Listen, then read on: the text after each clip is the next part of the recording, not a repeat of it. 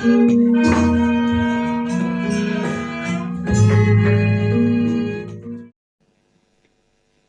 ini kita akan mendengarkan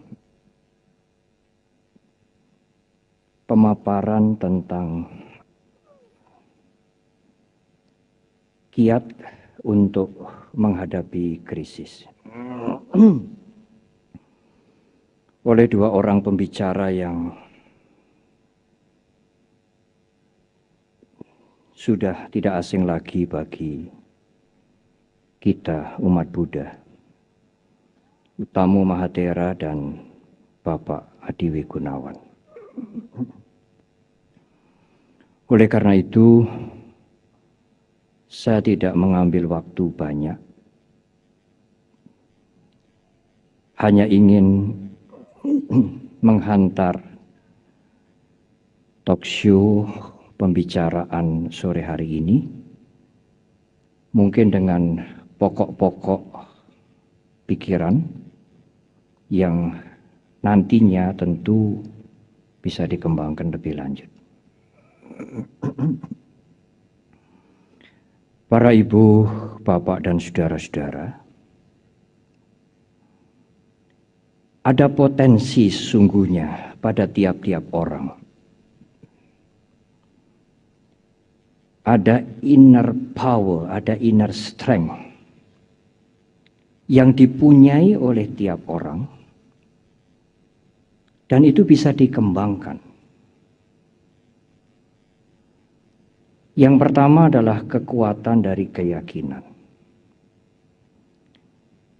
Keyakinan akan nilai-nilai yang kita pegang sebagai kebenaran. Keyakinan akan tujuan yang akan kita capai. Keyakinan itu adalah kekuatan di dalam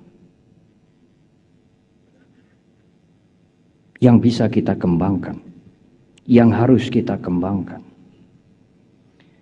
Baik untuk tujuan spiritual, kesucian, kebebasan, atau untuk tujuan duniawi.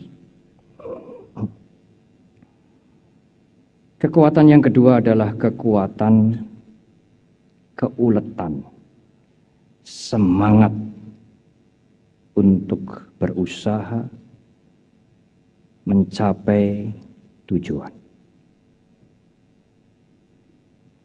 Tiap orang mempunyai kekuatan ini. Hanya dikembangkan atau tidak. Kekuatan yang ketiga adalah kekuatan menggunakan pikiran penuh. Kekuatan menggunakan perhatian penuh pada apa yang dilakukan. Dan itu adalah kekuatan inner strength yang kita punyai. Yang tiap orang punya. Kekuatan yang keempat adalah kekuatan memusatkan pikiran pada sesuatu yang kita hadapi, pada sesuatu yang kita lakukan. Yang terakhir adalah kekuatan wisdom, kebijaksanaan. Potensi ini, kekuatan ini, inner strength ini, inner power ini ada di dalam diri kita. Untuk mencapai tujuan spiritual atau duniawi, termasuk untuk menghadapi dan mengatasi berbagai macam masalah. Hanya ibu, bapak, dan saudara, sering ibu, bapak, dan saudara mengatakan, tidak mungkin, tidak mungkin, tidak mungkin, saya tidak bisa, itu saya tidak bisa. Tidak mungkin dan tidak bisa ini sudah menutup kita sendiri. Konsep tidak mungkin, tidak bisa ini menutup kita sendiri untuk tidak mampu melakukan. Tentu pertimbangan tentu ada. Sampajanya tentu perlu. Apa yang akan kita raih, apa yang akan kita lakukan. Ada pertimbangan, ada sampajanya, ada wisdom. Tetapi kalau itu semua disingkirkan dan saudara mengatakan tidak mungkin, tidak bisa saya. Pemikiran seperti ini seperti menutup semua kemungkinan. Ibu, bapak, dan saudara mengabaikan kemampuan yang sesungguhnya ibu, bapak, dan saudara punyai. Ibu, bapak, dan saudara. Poin yang kedua, saya ingin sedikit mengulas tentang kebahagiaan. Sukses.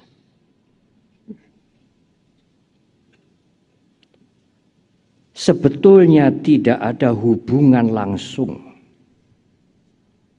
antara sukses duniawi dengan hidup bahagia. Memang ada hubungan, tetapi tidak langsung. Bukan berarti kalau ibu, bapak, dan saudara sukses duniawi, mempunyai materi cukup, mungkin berlebihan, itu berarti hidup bahagia.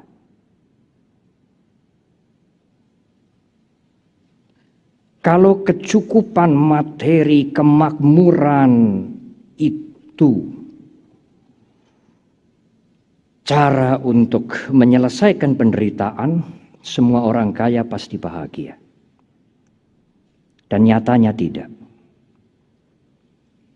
Orang kaya tidak identik dengan orang bahagia. Ibu, bapak, dan saudara.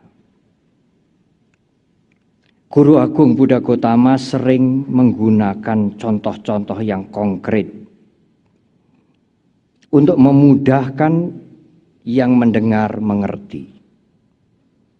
Karena persoalan pikiran, persoalan kebahagiaan, persoalan psikologis kadang-kadang atau sering sulit untuk ditangkap. Guru Agung kita menggunakan contoh-contoh yang konkret.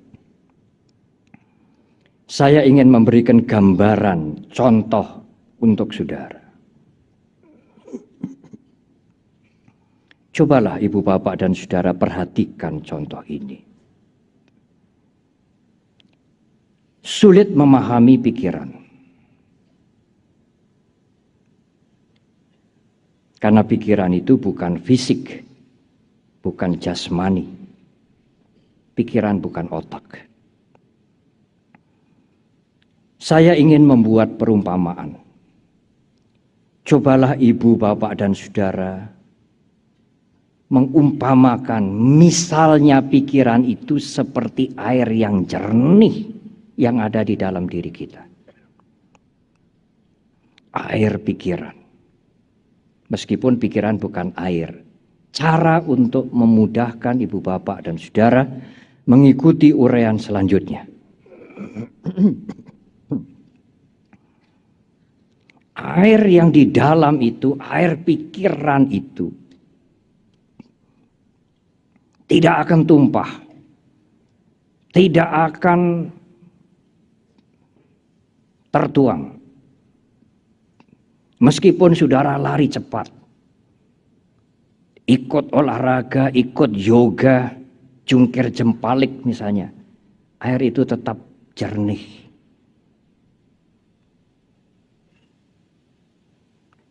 Coba saudara ikuti perumpamaan ini. Tetapi, kalau timbul keserakahan, keinginan yang di luar kemampuan kita,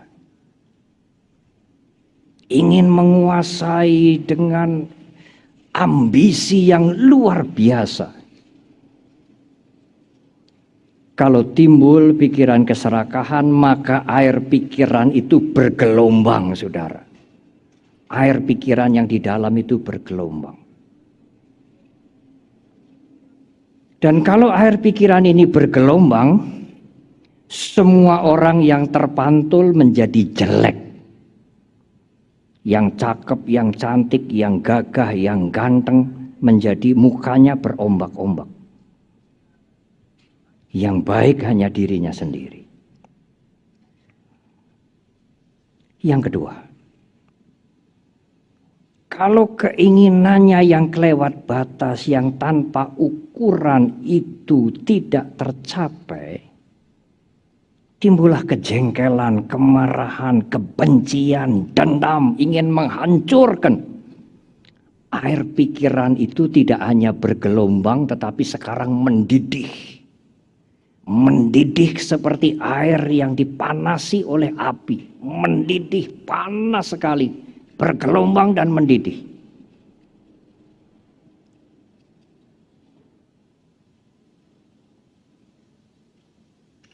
Kalau keakuan yang muncul, kesombongan yang muncul, kecongkaan yang muncul, egoisme yang muncul, air itu tidak bergelombang, air pikiran itu tidak mendidih, tetapi seperti air yang keruh, hitam, bau.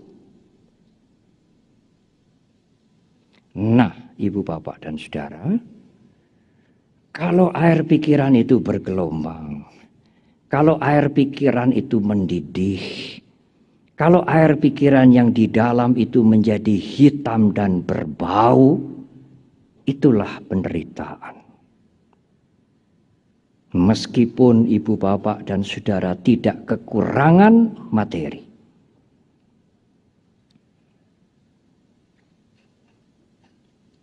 Jadi saya ingin mengulangi penjelasan di depan. Meskipun ibu bapak makmur, tidak kekurangan, kecukupan,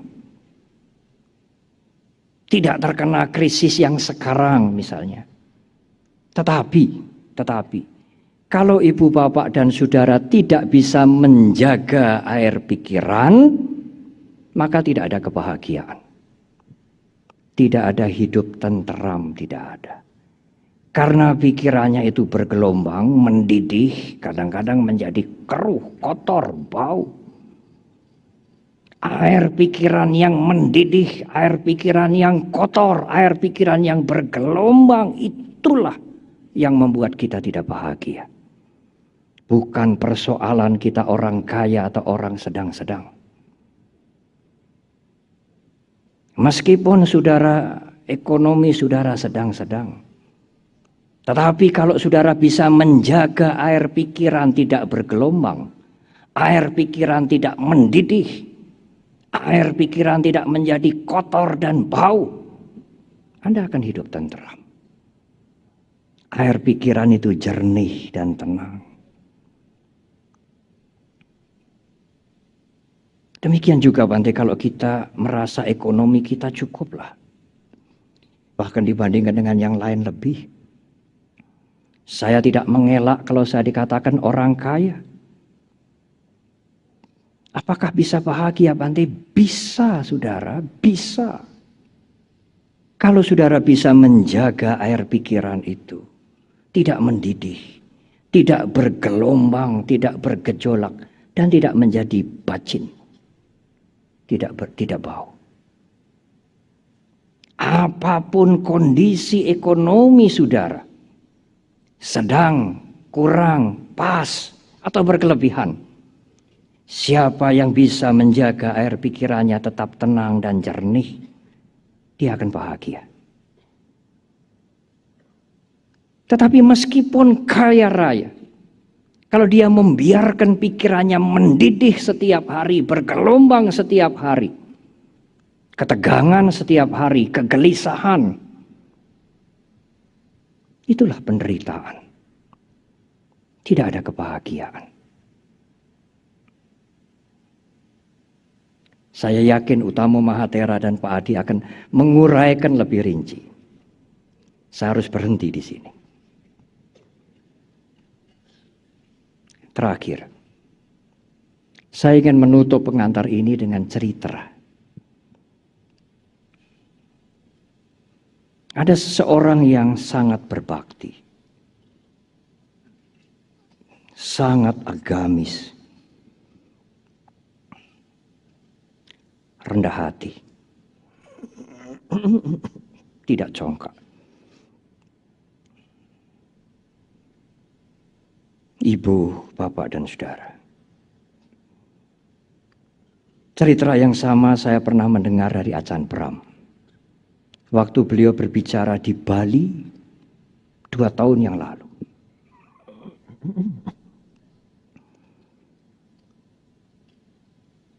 Cerita yang ingin saya sampaikan ini, orang yang agamis, berbakti, rendah hati ini pemuja Kuan Kong. Tapi di Bali Acan Bram mengganti dengan pemuja Kuan Yin. Sama saja, saudara bisa mengganti Kuan Kong, Kuan Yin ini dengan yang lain-lain. Suatu hari banjir, saudara.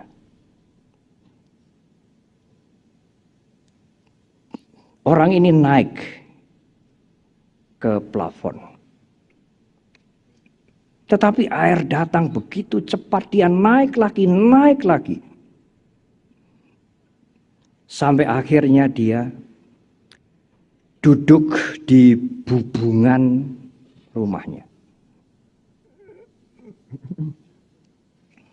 Sebagai orang yang berbakti, sebagai orang yang devout, dia sembahyang kepada Kuan Kong, Kuan Teia. Kuan Kong yang terkenal jujur, suka menolong, dan tahu balas budi. Dia minta tolong supaya hidupnya selamat karena airnya naik. Pada saat dia sungguh-sungguh berdoa kepada Kuan Kong, ada serombongan orang yang naik perahu karet mendekati dia.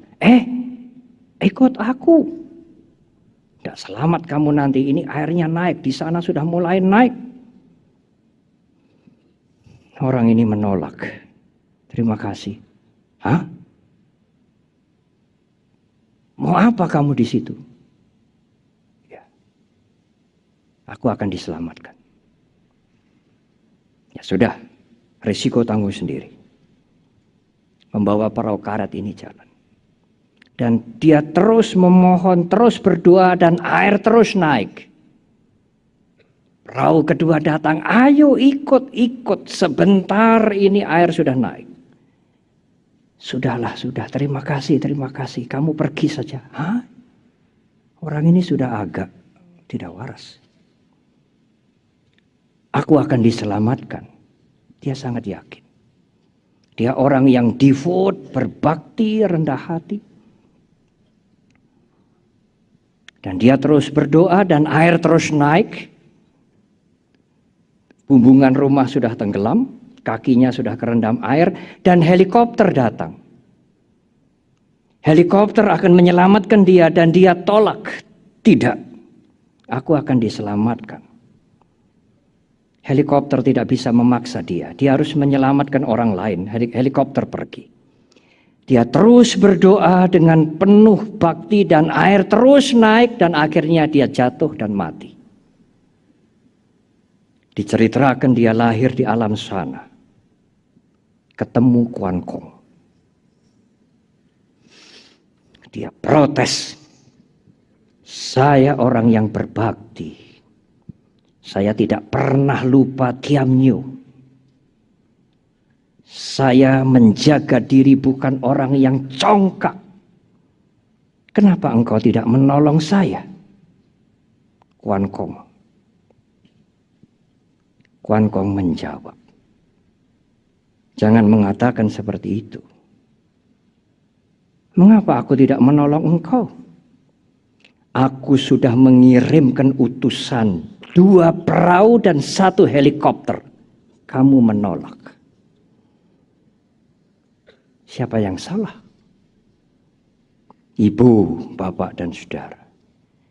untuk sukses menghadapi rintangan, menghadapi persoalan, devote, berbakti tidak cukup.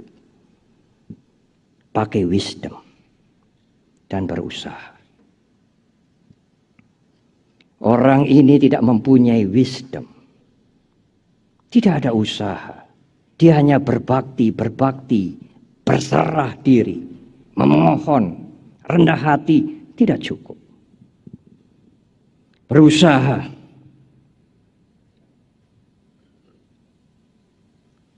Bijaksana.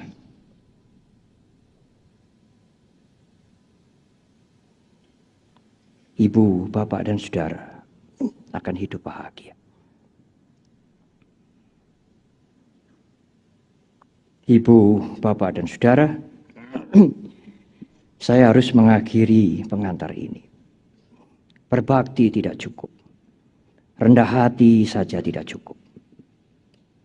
Berusaha, bijaksana, dan terus berusaha.